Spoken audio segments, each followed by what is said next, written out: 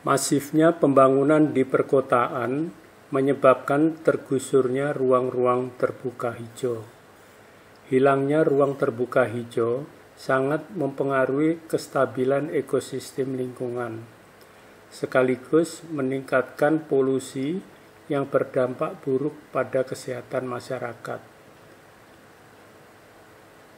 Untuk mengurangi masalah tersebut, muncullah gagasan untuk menghijaukan dengan cara mengembangkan pertanian kota.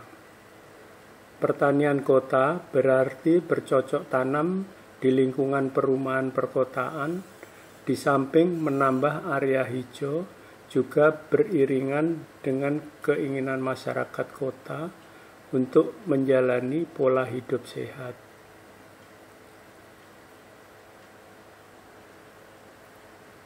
Tanah perumahan di perkotaan banyak yang gersang atau tidak subur karena bercampur dengan puing-puing sisa bangunan yang ditandai dengan sedikit vegetasi, pH yang asam atau basa, sedikit jumlah mikroorganisme tanah, rendah humus, serta tekstur yang keras.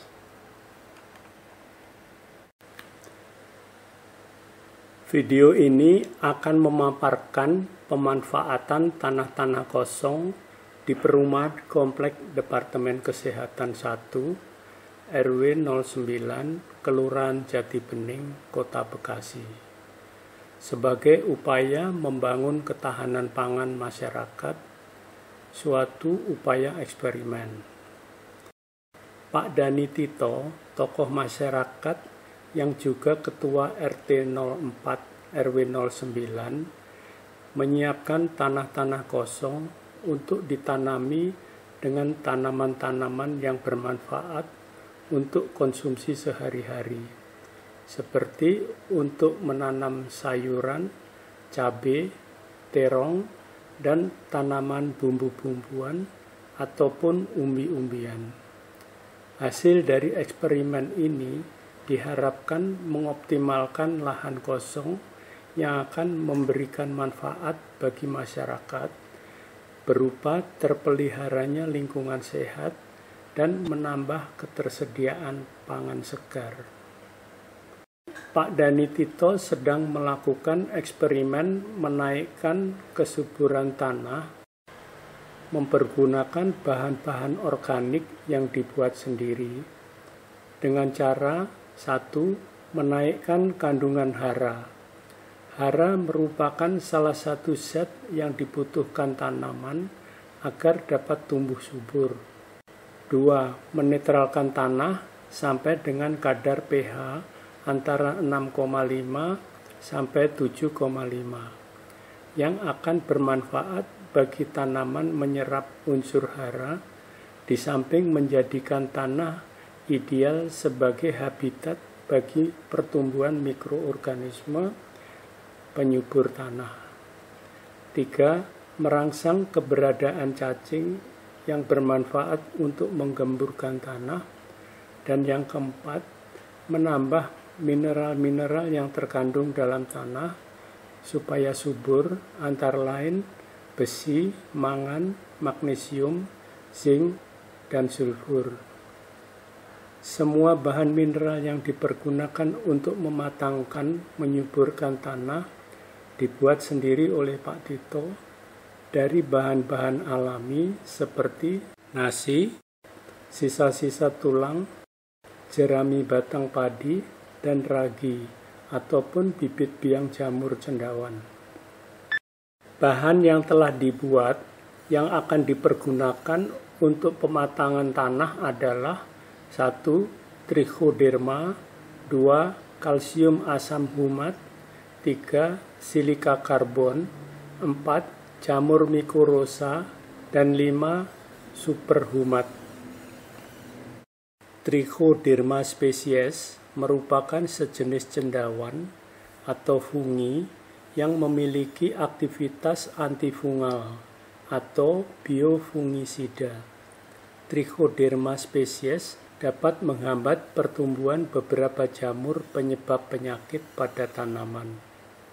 Trichoderma yang dipakai di sini dibuat dengan cara menumbuhkan cendawan dengan mempergunakan nasi dengan diberi benih sejenis fungi, kemudian dibiarkan diinokulasi untuk berkembang selama 2 minggu. Kalsium asam humat banyak mengandung kalsium. Kalsium Ca memiliki peran yang sangat penting bagi pertumbuhan tanaman cabai, baik pertumbuhan vegetatif maupun generatif.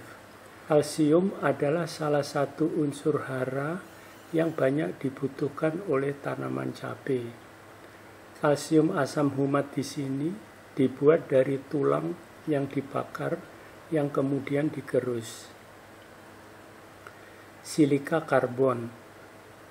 Silika karbon merupakan pengembangan dari teknologi adsorben yang bahan bakunya berasal dari campuran silika dari limbah abu sekam padi dan karbon dari glukosa yang bermanfaat untuk meningkatkan efisiensi penyerapan pupuk dan kemampuan tukar kation tanah, sehingga dapat menurunkan dosis penggunaan pupuk kimia dan menyerap residu racun-racun yang ada di dalam tanah.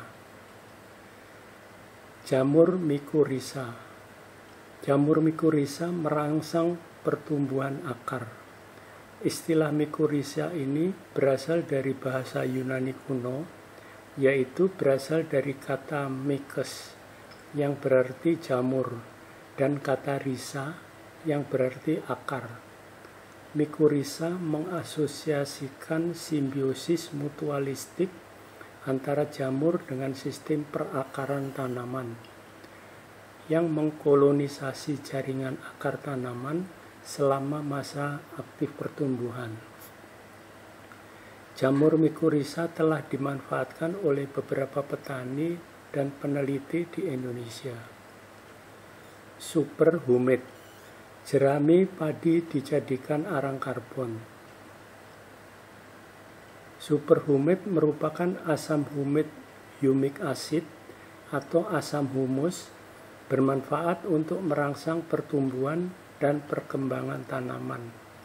Karena asam humat dapat memperbaiki sifat kimia fisik dan biologi tanah, sehingga dapat memperbaiki kondisi tanah yang sudah terdegradasi dan meminimalisir kemungkinan kehilangan nutrisi dari pupuk organik akibat pencucian atau penguapan. Menetralkan pH tanah. Cara yang efektif untuk menetralkan tanah yang asam adalah dengan cara memberi kapur dolomit, memberikan dosis kapur secara bertahap. Menaikkan pH tidak dapat dilakukan secara cepat. Penaburan kapur perlu dilakukan 2-3 kali dengan interval waktu 2-3 minggu.